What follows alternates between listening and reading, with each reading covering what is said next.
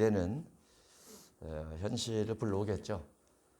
믿음의 기대. 믿음의 기대는 질병을 치료하고, 믿음의 기대는 축복을 가져오고, 믿음의 기대는 마음을 흥분케 합니다. 그래서 하나님께서 그 마음의 믿음을 따라 일을 하실 때 내가 여기 있나이다. 주님을 향한 나의 믿음의 기대를 주께서 충족해 주시고 나의 삶을 채우셔서 영광 받으셔서 이렇게 가게 될 것 같습니다. 요한복음 8장 간음 여인입니다. 간음한 문제를 구약과 신약에서 어떻게 다루는가 이런 부분을 중심으로 살펴보도록 합니다. 구약에 많은 간음의 종류가 있고 신약에도 간음의 종류가 많습니다. 하나님을 비겨서 다른 신을 섬기면 그것도 간음이라 이렇게 말을 하고, 우상숭배죠. 우상숭배 간음이라 이렇게 말을 하고, 외도도 간음이고 동성애도 간음이고, 많은 성적죄를 통틀어서 간음 이렇게 지칭을 해도 괜찮을 것 같습니다.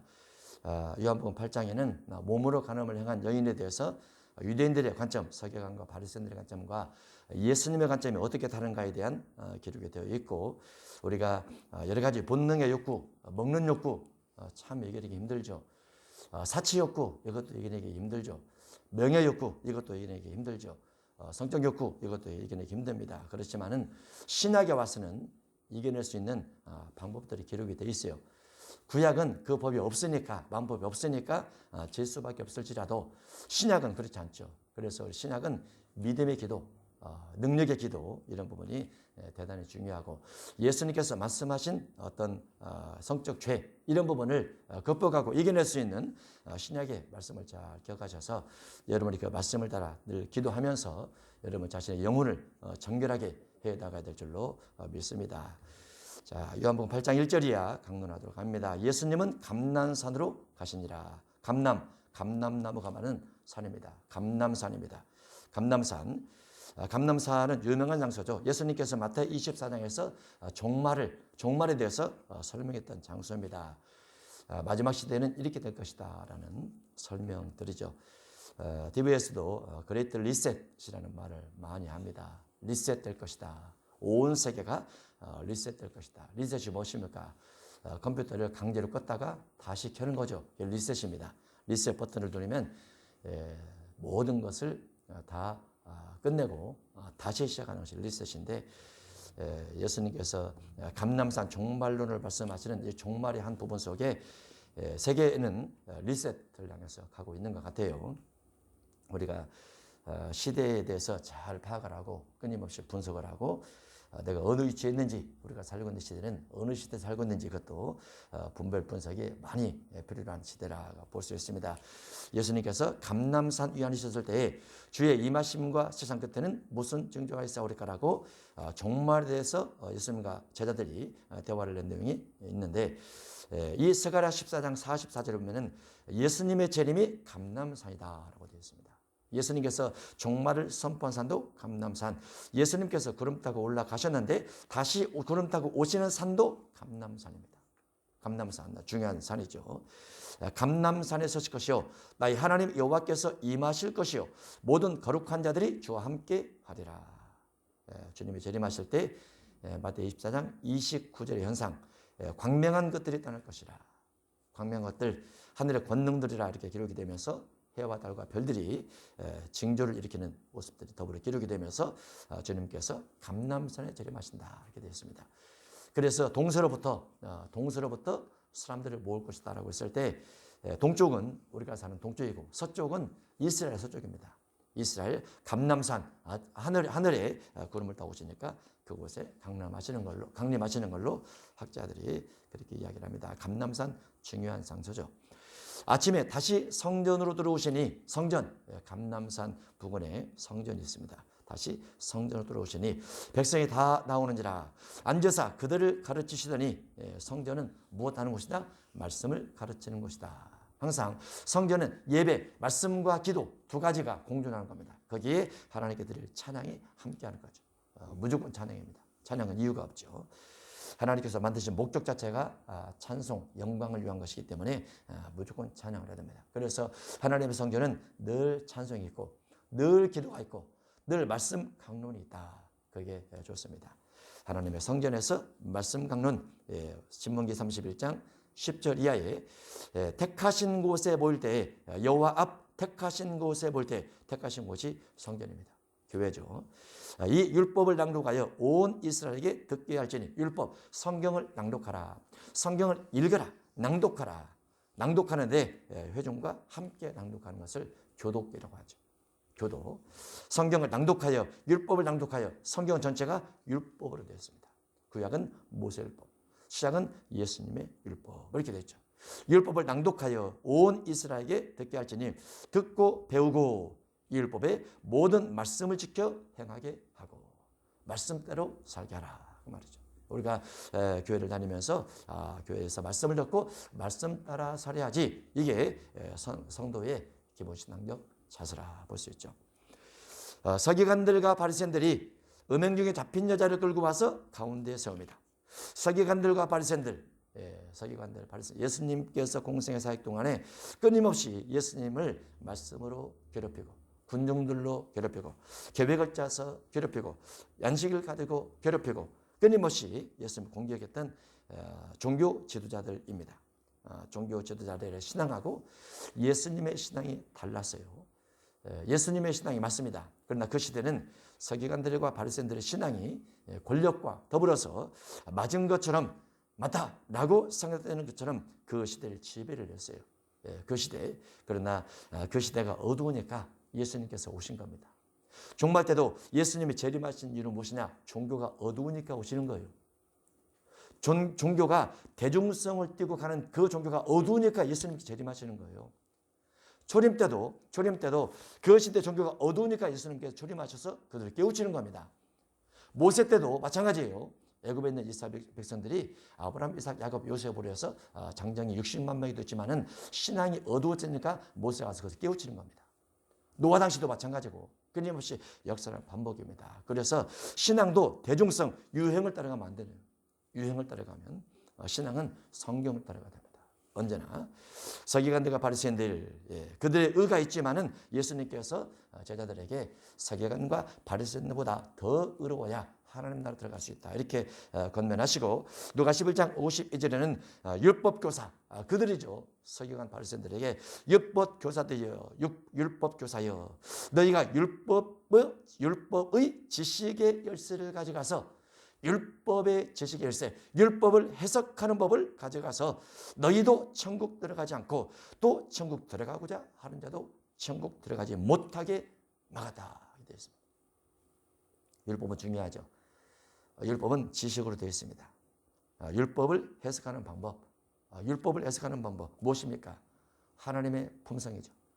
예수님의 품성입니다. 사랑입니다. 사랑. 가장 중요한 것은 율법 교사, 율법의 지식, 열쇠, 사랑이죠.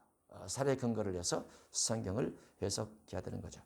다만 그들은 사랑 중심에서 해석하지 않고 잣대, 계율로 해석을 했습니다.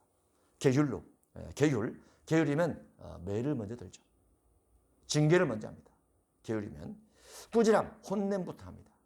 그래서 율법 교사들이 예수님의 신앙과 반대가 되다 보니까 예수님과 늘 충돌을 했습니다. 충돌. 예수님께서 그들을 꾸짖죠. 율법교사여 너희가 지식의 열쇠를 가져가서 너희도 천국 들어가지 못하면서 들어가고자 하는 사람도 막았더라. 그래서 예수님과 충돌할 때에 거세게 달려들어 여러 가지 일을 따져먹고 책잡고자 하여 예수님을 노리고 있었던 그들이 서기관들과 바리새인들입니다.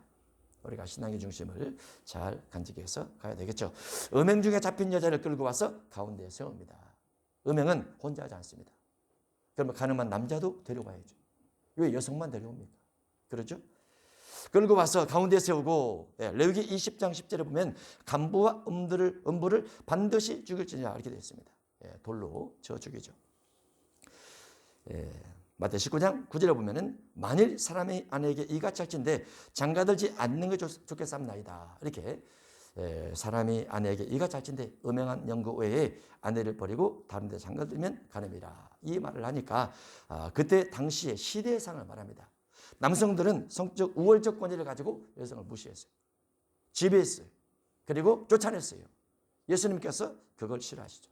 그래서 이걸 하지 마라. 이렇게 말을 하니까 예수님에 대해서 여러 가지 말을 하는 중에 그러면 장가 안 가는 게 낫겠네요. 이렇게 말을 하는 거죠. 끊임없이 예수님을 공격하는 또 대적하는 그들의 모습을 볼 수가 있습니다. 예수께 말하되 선생이여 이 여자가 가늠하다가 현장에서 잡혔나이다.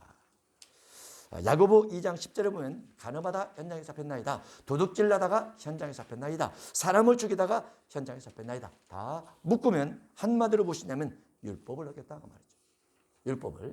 한 율법을 어기고 다른 율법을 지켜도 모든 율법을 어긴 것과 같은 죄가 형성이 됩니다. 왜냐하면 기본적으로는 율법을 어겼다고 말이죠. 가늠하지 않았어도 살인하면 율법을 어긴 죄가 되고 살인하지 않았어도 도둑질하면 율법을 어긴 죄가 됩니다. 결국은 큰 죄든 작은 죄든 어떤 죄든지 결국은 율법을 어긴 죄에 적용을 받는다 그 말이죠. 그래서 이 여자가 가늠하다 현장에 잡혔나이다 라고 말한 그들도 뭔가 율법을 어긴 것이 있을 것인데 이 여자는 이런 죄를 지었습니다 라고 예수님께 와서 고발하고 있는 거죠. 모세는 율법에 이러한 여자를 돌로 치라 명하였습니다. 예수님 현장 가늠하면 돌로 치라 명했는데 어디서 그렇게 말하고 있습니까? 신명기 22장 20절입니다. 돌로 쳐 죽일지니 창기의 행동을 한 자를 돌로 쳐 죽이라 이렇게 되어 있습니다. 돌로 쳐 죽이라. 신명기 21장 18절에 보면 부모를 패역하면 패역한 그도 돌로 쳐 죽이라. 이거를 투석형이라 이렇게 말하죠.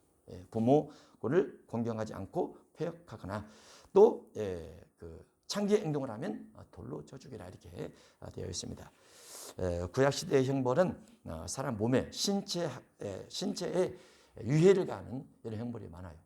그런 형벌이 인구가 얼마 되지 않고 국가가 새로 형성이 되면서 국가를 법제화 시켜가는 과정 속에 있었던 일들이라고 보고 하나님께서 국가 육체적인 법에 대해서 육체적인 죄를 짓게 되면 육체를 이해는 인으로 눈에는 눈으로 이렇게 갚음으로 다른 사람이 문제하지 못하도록 방하는 역할을 하긴 하는데 지금도 이와 같은 법을 적용하는 국가들이 많이 있습니다.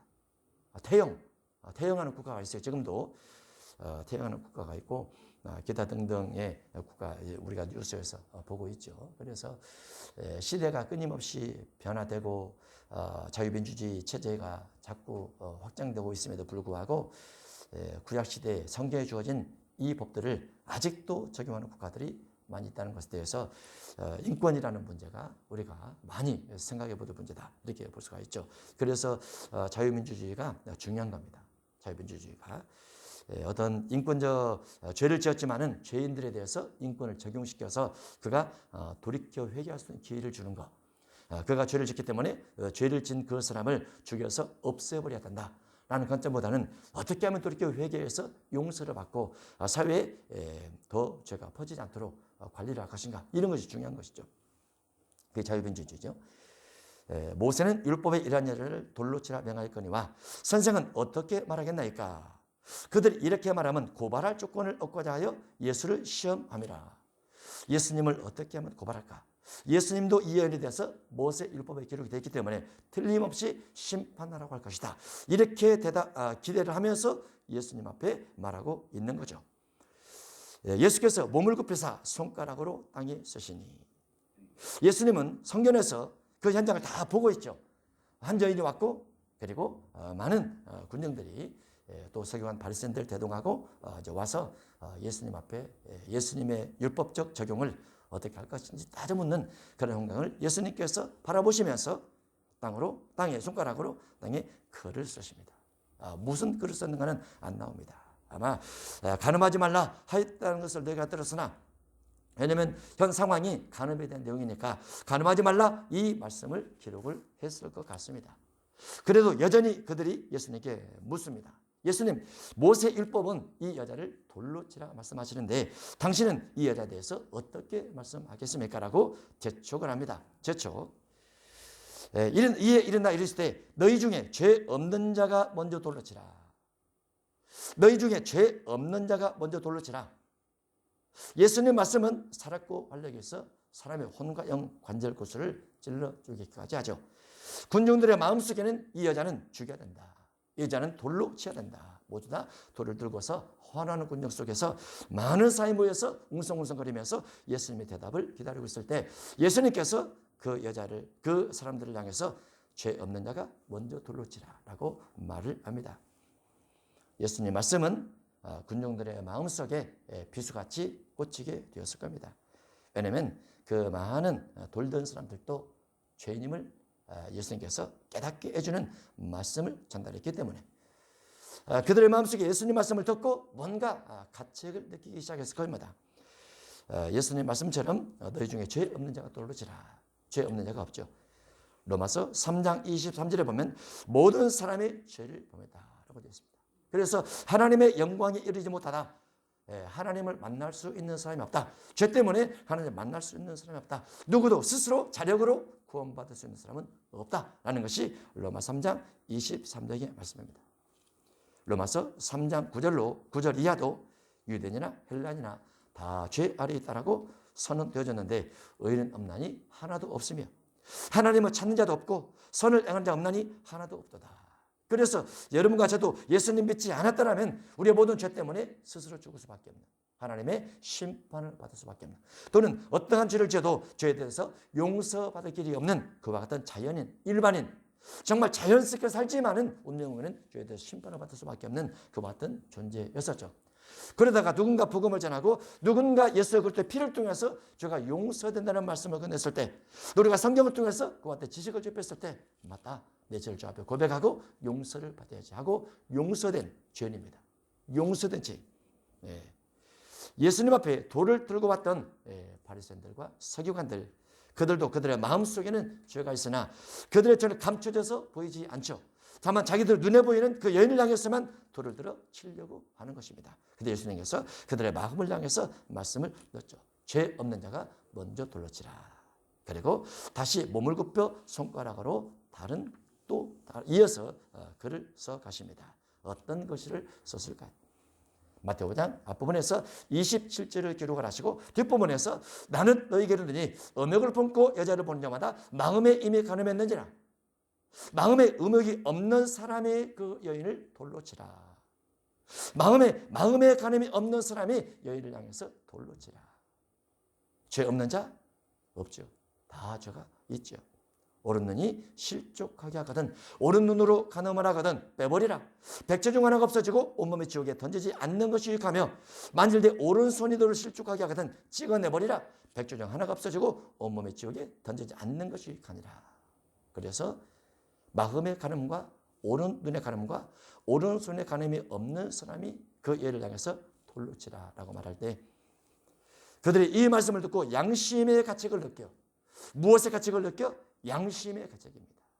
양심의 가책. 양심의 가책을 느껴 어른으로 시작하여 젊은이까지 성적 마음을 품을 수 있는 어른으로부터 시작해서 젊은이까지 하나씩 다 가버립니다. 구약은 육의 간음을 심각하게 다루고 시작은 마음 간음을 심각하게 다룹니다. 우리가 일반적으로 나만 그렇습니까? 모든 사람이 그러지 않습니까? 맞습니다. 모든 사람이 마음의 간음의 죄를 집니다. 그런데 이 마음의 간음의 죄를 지면 베드로서에 보면 진리 말씀에 깨달아지지 않을 것이요 라고 되어 있어요. 마음의 간음죄를 지면 진리의 말씀에 깨달아지지 않는다. 그러면 이 마음의 간음에서 어떻게 벗어날 것인가? 예수님께 왔던 돌을 들고 왔던 그 모든 사람을 향해서 예수님께서 한마디 하니까 다 가버렸어요.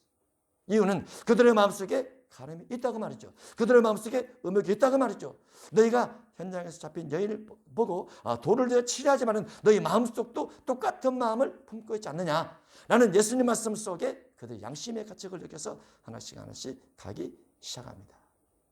그러면 결국은 돌을 든 자나 아니면 현장에서 범죄한 여인이나 주님의 관점에서 볼 때는 죄가 같다 그 말이죠. 죄가 같다. 주님은 구약의 육의 간음을 통해서 육체의 심판을 말씀을 가지고 왔던 그들을 향해서 신약은 마음의 간음도 돌을 맞을 만한 같은 죄다 이렇게 말씀하고 있는 거죠. 신약에도. 그래서 먹는 거나 성욕이나 아니면은 게으른 거나 도둑하거나 싶은 마음, 시기, 질투의 마음, 인간의 기본적인 욕구, 기본적인 본능적인 부분들이 우리 마음에서 끊임없이 여러 가지로 올라올 때 이거를 어떻게 다룰 것인가는 아주 중요합니다. 그래서 로마서 7장과 8장, 갈라디아서 5장 16절 이하 23절까지 이 두 곳이 우리에게 아주 심각한 강력한 은혜를 끼칩니다. 은혜를 끼쳐요. 그러나 우리가 보편적으로 누구나 할 수 있는 거, 누구나 당연히 죄를 질 수밖에 없는 거, 이렇게 당위성을 가지고 접근하면 로마서 7장이 은혜가 되지 않고 8장도 은혜가 되지 않습니다. 갈라디아서도 은혜가 되지 않아요. 그런데 이거 심각한 문제네. 육의 죄와 마음의 간음죄가 같단 말이야. 그러면 육의 죄가 죄를 지어서 돌을 맞을 수 있다면 마음의 죄도 돌을 맞을 수 있단 말이야 라고 해석을 한다면 우리가 육의 죄만큼 마음의 가름죄도 심각하게 다루면서 로마서 7장으로 자꾸 가야 돼. 로마서 7장으로. 그래서 로마서 7장으로 가서 내가 이 죄를 이기기 위해서 끊임없이 부단히 노력하고 기도하고 힘써 애쓰는데 끊임없이 올라오네. 없어진 것 같으면 또 올라오고 사라진 것 같으면 또 올라오고 오호라 나는 곤고한 사람이로다. 이 사망의 몸에서 누가 나를 건져내랴 라고 탄식에 빠져봐야 돼요. 탄식에 빠져봐야 돼요. 그 괴로움 속에, 그 고통 속에. 그래야 하나님의 성령이 필요하고 하나님의 능력이 필요하고 생명의 성령이 필요한 거죠. 생명의 성령의 법을 통해서 내 마음속에 올라오는 악의 본질적 요소, 악의 본능적 요소들을 내가 싸워서 이겨보고 또 이겨보고 또 대적해보고 또 사라지게 만들고 생각 속에서 전혀 생각나지 않게 만들어버린 역사들을 경험해야 내 마음속에서 육의 죄와 마음의 죄가 더럽고 하나님의 심판을 받을 만하다. 그러나 이것이 주의 피로 또는 성령의 능력으로 제거가 됐을 때 마음에 주어지는 평안함을 또 느껴보면서 성령은 대단하시다. 감격하고 감동하면서 하나님의 영광 드릴 수 있어야 됩니다. 그렇지 않으면 사람의 속마음이 더러워요. 사람의 속마음이 시커매요. 특히 기도하지 않는 사람, 특히 성령으로 기도하지 않는 사람, 로마서 7장과 8장의 메커니즘을 연결하지 못하고 이해하지 못해서 그냥 살아가면서 모든 사람이 똑같아 라고 자연적으로 생각하는 사람들은 그 단계를 못 벗어났기 때문에 로마서 8장으로 가지 못했기 때문에 그가 생명의 성령의 법을 통해서 천국에 넉넉하게 들어갈 수 있는 거기에 단절이 된 겁니다. 단절이 된 거예요. 자연인이 예수 믿는 사람이 아니에요. 자연스럽게 여기에 욕구 따라 살아가는 것이 그게 합당한 삶이 아니에요. 그래서 끊임없이 제가 로마서 7장과 로마서 8장 이거를 연결을 시켜서 사도 바울이 로마서 7장에서 마음속에서 올라오는 죄를 이길 수 없어서 내가 두 가지 법을 섬긴다. 하나는 선할 법, 하나는 악의 법. 죄의 법과 또는 선한 법을 같이 섬기는데 도저히 죄의 법을 이길 수 없다라고 단식하면서 이 사망의 몸에서 누가 나를 건져내랴. 그래서 마음의 간음에 치면 지옥 갑니다. 마음의 간음에 치면 지옥 가요. 의목에 치면 지옥 가요. 그러가 회개하고 어쩔 수 없어 또 회개하고 어쩔 수 없어 회개하고 이것이 중요한 것이 아니고 싸우라고 말이죠. 어떻게? 피 흘리기까지. 너희가 죄와 싸우되 피 흘리기까지 아직은 싸우지 못했지만은 예수님의 피를 통해서 죄 용서받고 성령의 능력을 통해서 어떤 능력? 생명의 성령의 법을 통해서 내 마음의 법과 싸워서 이겨봐라고 말이죠. 이기면 마음속의 본능의 욕구가 사라집니다. 깨끗해집니다. 하얀 종이처럼 깨끗해져요. 그런 부분을 한번 경험하고 또 경험하고 또 경험하다 보면은 그곳에 무엇이 쌓입니까? 성령의 은혜와 성령의 은사와 성령의 사랑과 성령의 능력과 하나님의 거룩함과 하나님 앞에 전실함과 이런 것 자꾸 쌓여져 갑니다.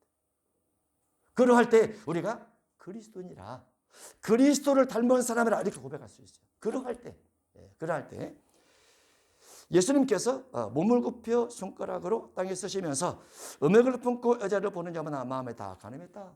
다 가늠했다. 여러분이 인터넷이나 또는 핸드폰이나 또는 사회 환경 여러 가지 신문 잡지 환경 속에서 마음에 가늠을 품을 수 있는 것들 자꾸 멀리하세요.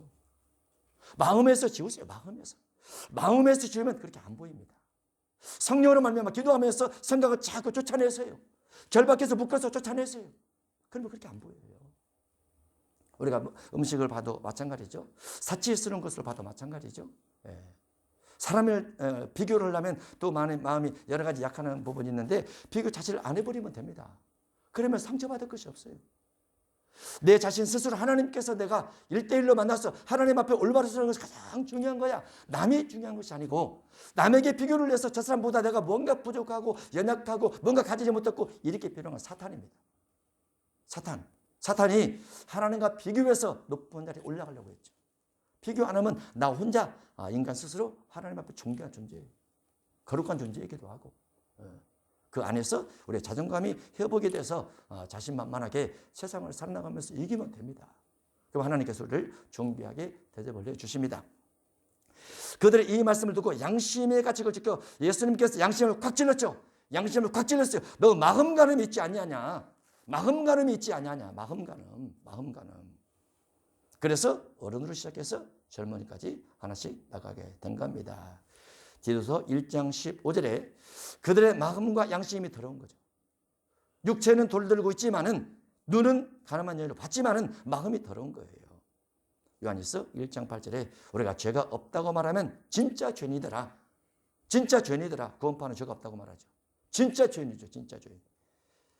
신앙은 무엇인가? 양심을 보호로 다룹니다. 양심을. 물은 곧 세례라. 선한 양심의 강군이라. 세례받은 이후에 양심이 선해져야 된다. 선해져야 된다. 히브리서 10장 22절 악한 양심으로부터 벗어나되 악한 양심, 선한 양심, 악한 양심을 버리고 선한 양심으로 채워야 됩니다. 선한 양심으로. 히브리서 9장 14절 너 양심을 죽은 행실에서 깨끗하게 하라. 양심을 깨끗하게 만들어가라. 우리 양심, 하나님께서 우리에게 주신 양심. 부모가 물려주신 유전적 양심은 타락한 양심이에요. 본능적 양심입니다.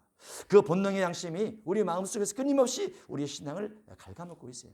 그거를 아니다. 성령 아무것 불의와 절대 타협하지 않는 비질과 절대 타협하지 않고 진리 딱 자체이신 성령이 내 안에서 우리를 도와주세요. 도와주셔서 육의 본능으로부터 우리를 지켜주시고 우리를 생명의 길로 안내해 주시고 인도해 줄 수 있죠. 그래서 성령을 의지해서 영혼을 깨끗하게 정결케 하는 작업들을 끊임없이 해야만 되는 것입니다. 그리고 이제 예수님과 여자만 남게 되었습니다.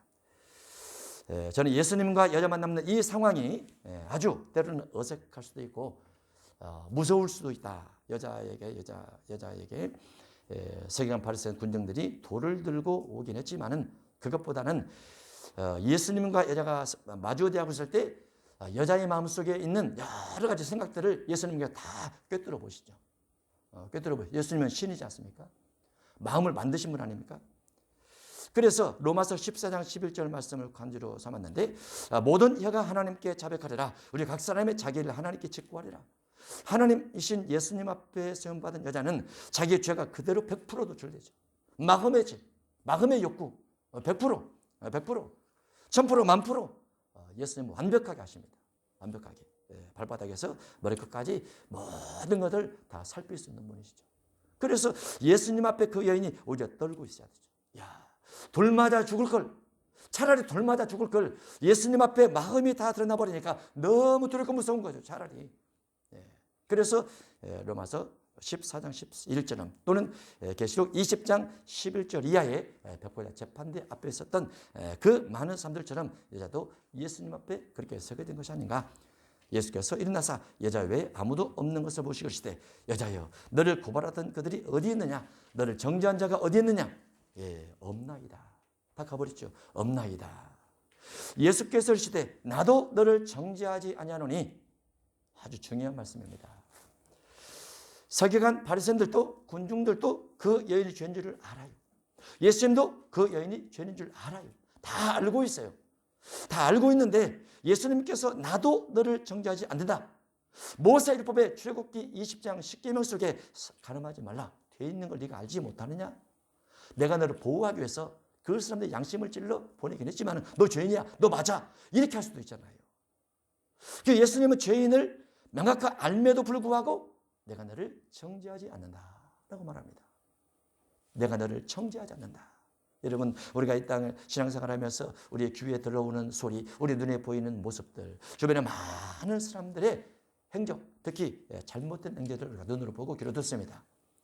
그들을 우리가 어떻게 대할 것인가? 그들을 어떻게 대하는 것이 맞는가? 그대로 콱 옆구리 찔러서 당신 이런 죄를 지었어 라고 말하는 것이 우리 속이 시원하게 해야 되는 것이 맞는가? 아니면 내가 그를 위해서 중보 기도하면서 그 죄를 짊어지면서 회개하는 것이 맞는가? 아니면 덕을 세우고 기다려야 될 것인가? 우리 끊임없이 그 선택의 기로에 있습니다. 그럴 때도 교회라는 것은 죄인이 와서 변화되어져서 거룩되어 가는 과정 속에 있는 거예요. 어느 사람은 그 과정이 30년 걸리고 어느 사람은 40년 걸릴 수도 있어요. 어느 사람은 죽을 때까지 그 과정을 겪지 못하고 결국 믿는다고 말을 하지만은 죽을 수도 있어요. 변화가 안 돼서. 근데 예수님의 관점에서 나도 너를 정죄하지 않는다. 예수님 정죄를 해버리시지 왜 그러셨습니까? 정죄하시지요. 그러면 예수님 따라서 우리도 다 손가락 가지고 가시노릇 하면서 다 찌르고 다닐 건데요. 예수님께서 그렇게 하지 않았다고 말이죠. 예수님은 어떤 죄인을 볼 때 너 죄를 지었지? 찔러서 억지로 내가 죄인이다라고 고백을 원하는 게 아니에요. 그 여인이 스스로 깨닫고 있어요. 자기가 죄인을 알고 있어요. 모든 환경 속에서 그 여인 스스로 내가 죄인임을 알고 있어요. 그 여인은. 그래서 예수님께서 그 여인이 뭘 원하는 겁니까? 돌이켜 회개하기를 원하는 거죠. 돌이키기를 원하는 거죠. 이전의 삶보다 이후의 삶이 훨씬 더 거룩해지고 훨씬 더 의로워지고 훨씬 더 감사하고 훨씬 더 찬송하고 훨씬 더 본능을 이겨내고 이렇게 살기를 원하는 마음을 예수님께서 그 여인에게 넣어준 겁니다. 그래서 정죄 중심한 신앙이 아니고 사랑 중심한 신앙. 정죄 중심에서 대하지 않고 돌이켜 회개하고 용서를 받으면서 거룩한 삶을 목적하는 그런 삶을 살기를 원하는 마음으로 예수님 그 여인을 대하고 있는 거죠. 우리는 그래서 예수님의 구약의 예언 가운데 보이는 대로 판단하지 않고 예수님 보이는 대로 판단하지 않고 들리는 대로 심판하지 않고 눈에 보일지라도 사정을 잘 살펴서 귀에 들릴지라도 저는 사정을 잘 살펴서 지혜롭게 대처를 하는 것이 예수님의 관점이다라고 우리가 생각해 본다면 우리가 눈으로 보고 귀로 듣는 어떤 사람들의 죄성을 단순하게 감정이 확 올라와서 판단 정죄해서는 안 된다라고 볼 수 있겠습니다. 갈라디아서 6장 1절 이하에 형제들아 사람이 만일 무슨 범죄한 일이 드러나거든 신령한 너희는 온유한 심령으로 굴한 자를 버리라고. 누가 무슨 범죄한 일이 드러나거든 신령한 너희는 온유한 심령으로 굴한 자를 버리라고. 우리는 온유하지 못하니까 분노한 심정으로 대적하고 이게 되죠. 누가 범죄하면 분노한 심정으로 대적하고 아니다. 온유한 심령으로 그런 사람을 바로 잡아라. 그리고 너 자신을 살펴보아. 너도 그런 죄가 있는가 봐라. 너도 그런 죄가 있는가 봐라. 너도 시험을 받을까 두려워라. 너희가 죄의 짐을 서로 지라. 그리하여 그리스도의 법, 사랑법입니다. 원수까지도 사랑하는 사랑법을 성취하라. 이렇게 되어 있죠. 마태복음 18장 21절 이하도 주여 형제가 내게 죄를 범하면 몇 번이나 용서해 주릴까? 7번뿐 아니라 7번을 70번까지라도 용서하라. 그리고 마음 중심으로부터 용서를 해야 된다. 이렇게 되어 있어요. 끝없이 용서하라. 그러면 기독교의 가장 기본적인 특징이 예수님께서 내 죄를 용서하심으로 내가 기독교 되기 시작한 거예요. 예수님께서 내 죄를 덮어주심으로 내가 기독교 되기 시작한 거예요. 거기 출발. 처음 배울 때 거기서부터 출발한 거예요. 그 기초가 튼튼하게 있는 사람은 내가 죄인인데 내가 누구를 정죄해. 나를 돌아보고 내가 주님 앞에 바로 서야지. 그리고 죄를 지은 그 사람을 위해서 내가 기도해 줘야 되겠다. 이게 신앙의 바른 자세고 거기에 권면 이런 부분도 신앙의 바른 자세 중에 하나입니다. 가서 다시는 죄를 범하지 말라라고 여인에게 예수님께서 말씀해 주십니다. 가서 다시는 죄를 범하지 말라. 죄를 심판으로 다루지 않고 죄를 돌이킬 수 있는 사랑의 대상으로 다루는 구약과 신약이 다른 그런 모습을 예수님께서 선포하십니다. 마태복음 18장 15절 너와 그 사람과 상대해서 권면하고 안 들으면 두세 증인을 가지고 권면하고 그래도 안 들으면 교회 말에서 권면하라. 그래도 안 들으면 이방인과 세력과 지역이라 이렇게 되어 있습니다. 그럼 한편으로는 갈라디아서 2장 11절에 베드로가 신앙적 선택을 잘못했을 때 바울이 크게 책망을 했습니다. 책망받을 일이 있기로 내가 그를 대면하여 책망하였노라. 모든 회중 가운데 책망을 했어요. 베드로 잘못했어요. 그래서 베드로는 왜 바울이 많은 사람이 있어서 책망을 했나? 지도자였기 때문에. 지도자. 예수님은 지도자에 대해서는 엄격하게 다루십니다. 지도자는 엄격하게 다루세요. 그래서 바리새 사두개인들도 지도자들이니까 화 있을진저 이렇게 아주 세게 말씀하지 않습니까? 지도자는 그만큼 지도자 될 만한 자격이 있어 지도자가 됐는데 죄에 대해서 엄격하게 다룰 필요가 있죠. 많은 사람이 미혹되지 않기 위해서 그러는 겁니다. 고전 5장 1절도 내 중에 심지어 음행이 있다을 들으니 그 일 행한 자를 내 중에서 쫓아내지 아니하느냐, 쫓아내버리라, 이런 부분도 있어요. 그래서 그때그때 어떤 죄에 대한 상황에 따라서 지혜롭게 행하는 것이 교회가 될 일이라. 그러나 가장 근본적인 배경 속에는 용서하고 사랑하고 돌이키는 걸 목적으로 죄를 다룬다, 이렇게 볼 수 있겠습니다. 여러분 자신 스스로도 주변에 끊임없이 많은 사람이 왕래를 하지만은 사람을 다룰 때에 죄 중심으로 바라보지 않고 돌이켜 회개를 중심으로 다룬다면 하나님의 사랑과 은혜가 더 풍성할 줄로 믿습니다. 기도하겠습니다. 하나님 아버지, 우리 자신도 죄인이라 끊임없이 기도하고 또 기도하고 몸부림치며 또 죄와 싸우기 위해서 기도하고 죄를 이겼을 때 하나님께 주실 은혜와 하나님께 주신 평강은 말로 표현할 수 없을 만큼 크고 기쁘며 잔잔한 호수와 같이 우리 마음속에 따뜻하게 은혜를 끼치게 됩니다. 우리가 끊임없이 죄와 싸워서 마음의 욕구들을 싸워 이길 수 있도록 축복하시고 그 이김의 기초 위에서 하나님 앞에 무엇을 구하든지 응답받는 하나님의 참된 축복의 삶 될 수 있도록 역사해 주옵소서. 주변에 많은 사람 바라보면서 많은 죄를 짓는 걸 바라보면서 비판, 판단, 비방, 정죄하지 않고 우리 자신을 돌아보아 거울을 삼고 또 회개하면서 하나님의 덜 잘 성취해감으로 우리가 하나님 앞에 구원의 증거자로 살아갈 수 있도록 역사해 주옵소서. 예수님의 이름으로 기도합니다. 아멘.